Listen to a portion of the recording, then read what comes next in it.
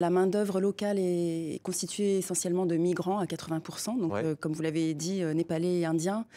En fait, la confiscation de passeports ne doit pas continuer une fois que le permis de séjour est attribué. Donc la kefala n'oblige pas à confisquer le passeport.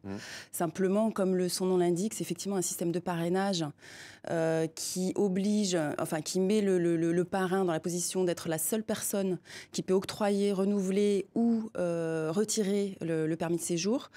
Et les deux autres points importants, c'est que ce même parrain est la seule personne aussi à pouvoir autoriser à changer d'employeur le travailleur et aussi à lui délivrer une autorisation de sortie du territoire.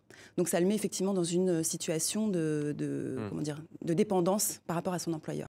Personne aujourd'hui n'ignore encore les conditions de travail des ouvriers sur les chantiers de la Coupe du Monde au Qatar.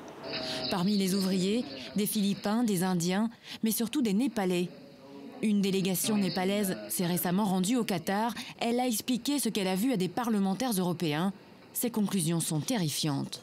Les droits environnementaux et les droits du travail sont bafoués. Je rappelle quand même que déjà 1200 personnes sont mortes à travailler sur les chantiers. Et en plus, ces autorités népalaises nous confirment une étude que nous avions déjà menée il y a quelques mois, à savoir que 4000 personnes supplémentaires pourraient mourir sur les chantiers avant même le début de la Coupe du Monde.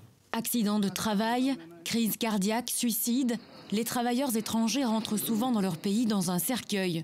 Les autres voient leur passeport confisqué par leur employeur, de l'esclavage, selon Amnesty International.